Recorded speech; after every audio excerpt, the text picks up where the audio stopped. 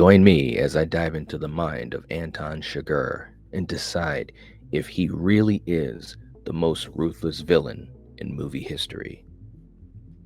His eyes pierce through the mundane daily activities that you or I find ourselves connected to. He is a chameleon of sorts with an inner peace where most would fear and feel a stinging chill bubble up their spine. The darkness inside of him was most likely born outside and honed through an insane amount of time. His name is Anton Chigurh, and he is the perfect psycho.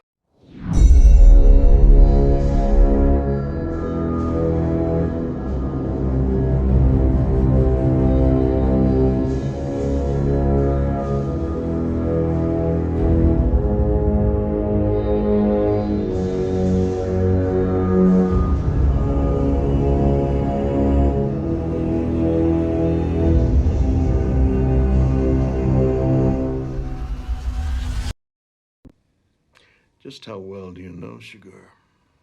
What do you want to know? I just want to know your opinion of him in general. Just how dangerous is he? Compared to what? The bubonic plague? Anton Chigurh is a name that often comes up when discussing the most iconic movie villains of all time. Portrayed by Javier Bardem in the Coen brothers' 2007 masterpiece No Country for Old Men, which won him the Academy Award for Best Supporting Actor. Chigurh is a force to be reckoned with, leaving a trail of destruction and chaos wherever he goes. So what makes a villain ruthless? Is it their willingness to kill and destroy without hesitation? Is it their lack of empathy for human life? Or is it something more, something a bit deeper? When we think of ruthless villains, we often think of characters who are calculating and devoid of any moral compass. We think of villains such as Max Cady of Cape Fear, Patrick Bateman in American Psycho, Alonzo Harris of Training Day, Annie Wilkes from Stephen King's Misery, the Joker in The Dark Knight, Hetty Carlson in Single White Female, and of course, Norman Bates of Psycho. They are the ones who will stop at nothing to get what they want, no matter the cost. Does Chigurh fit this bill?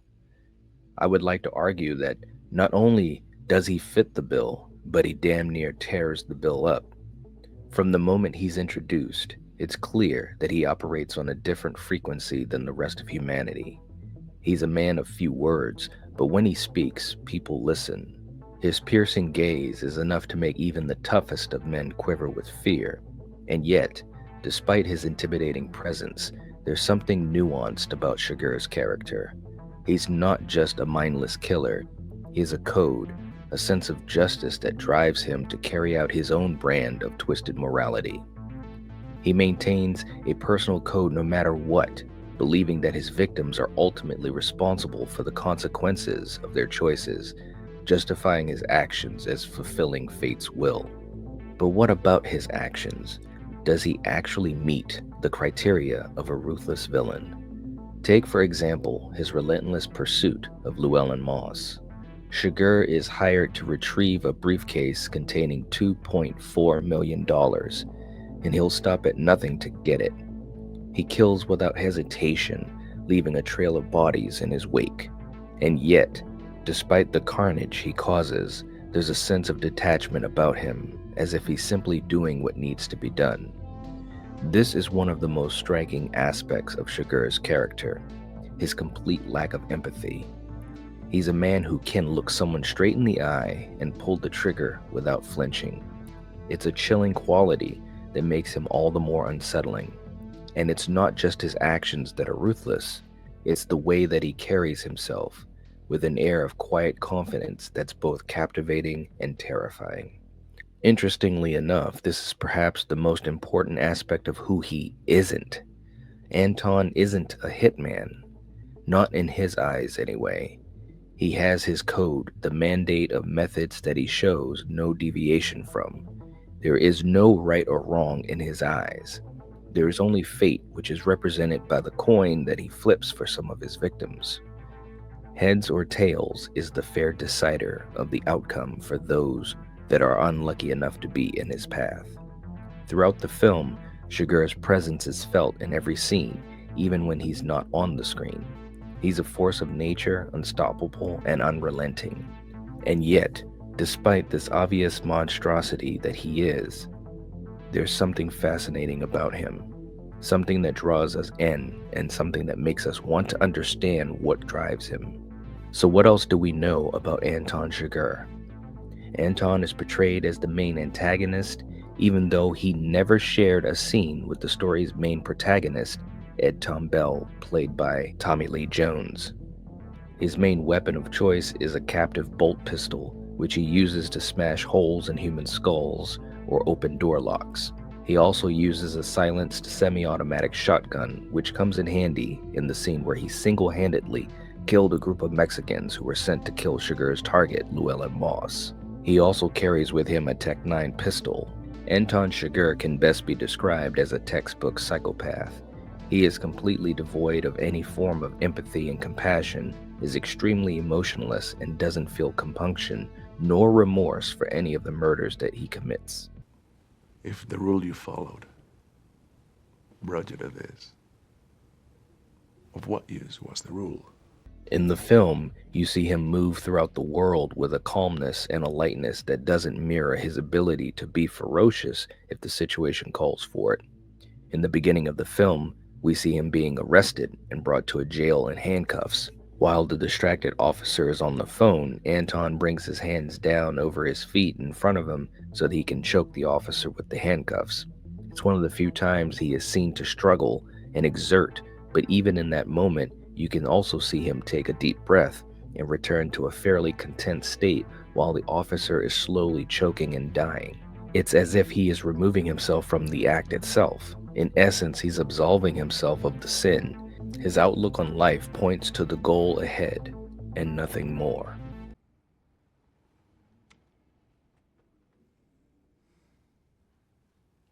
You don't have to do this. I'm a day trader. I could just go home. You're good. The coin toss scene has been talked about and dissected numerous times, and there's a reason for that. It's a scene where so much is said beyond the actual conversation that's happening. This is an example of not only fantastic filmmaking and acting, but also character weight without all of the bombastic frills that is the usual fanfare. Anton questions the gas station clerk with things that appear so trivial. Most people would react just as the old man did, with bewilderment and confusion at what he's being asked. The reality, though, is that Chigurh is illustrating to the attendant why his life has no meaning, why it's a failed existence, and therefore why the toss of a coin is the determining factor in if he should continue to live or not. The old man says, "I didn't put nothing up," to which Anton says, "Yes, you did. You've been putting it up your whole life. You just didn't know it. Do you know what the date is on this coin? 1958. It's been traveling 22 years to get here, and now it's here, and it's either heads or tails, and you have to say, call it." Another example is perhaps the most pivotal scene that showcases Chigurh's ruthlessness and his inventiveness, the infamous motel room confrontation. It's a masterclass in tension, with Chigurh's calm demeanor only adding to the sense of unease. He tracks Llewellyn to the hotel with the transponder, and checking the room layout plans of the hotel, which is also another example of his resourcefulness and his intelligence. This was also a quality Llewellyn showed which made their game of cat and mouse so rich. Going into the room, he looks around and it seems very odd of him, but once again, going deeper into his mind, you realize that he is seeing the different hiding areas the room has, and also how thick the walls are, so when he shoots, he will know how effective the shot will be. We can also determine that he is seeing how his entrance into the room will play out in his mind. He sits on the bed collecting himself with his calm, taking off his boots so he will be quiet as a ghost when he walks to Llewellyn's room. When the moment of truth arrives, he doesn't flinch, he doesn't hesitate. He simply does what needs to be done without emotional remorse.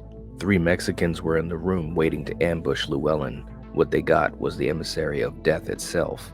Fortunately for Llewellyn, he was in the room right next door. The consequences of all of Chigurh's actions are devastating and obviously have huge ripple effects, to say the least. Carla Jean Moss, the innocent bystander, at the end is trapped in a dark cloud of inevitable death when she encounters him. The movie and the novel place Chigurh in a similar way, but the novel has a little more interaction from him. He rationalizes imminent death by his hand to Carla Jean. He says, "I had no say in the matter. Every moment in your life is a turning, and every one a choosing. Somewhere you made a choice. All followed to this. The accounting is scrupulous. The shape is drawn. No line can be erased. I had no belief in your ability to move a coin to your bidding. How could you? A person's path through the world seldom changes, and even more seldom will it change abruptly. And the shape of your path was visible from the beginning. Yet even though I could have told you how all of this would end, I thought it not too much to ask that you have a final glimpse of hope in the world to lift your heart before the shroud drops, the darkness. Do you see?" In the film, Carla Jean says, "You don't have to do this," to which Chigurh chuckles lightly while telling her, "They always say that." He seems to be so at peace and comfortable with the specter of death. From moment to moment, you're not sure what to expect from him. It's a huge emotional toll, the sense of helplessness that permeates every scene. Chigurh's ruthlessness is the palpable force that hangs over the entire film, casting a shadow of fear and uncertainty. The film shows him leave the house. No sense of what happened between him and Llewellyn's wife until he stops and lifts his shoes to look at the bottom of them. It says more than anything really could have. We know how particular he is about blood on his shoes or socks. So is Anton Chigurh the most ruthless villain in movie history? He certainly meets the criteria, with his cold calculation, lack of empathy, and his willingness to do whatever it takes to get what he wants. But what sets him apart from other villains is his nuance, his complexity, his code, his attention to the details that eludes others, his sense of morality, and it's both fascinating and terrifying. Thank you for joining me on this journey into the mind of Anton Chigurh. Do you think he deserves the title of the most ruthless villain in movie history? Let me know what you think down in the comments below. And if you're new here, consider subscribing for more videos on iconic movie villains and the characters that make them so compelling. If the rule you followed brought you to this, of what use was the rule?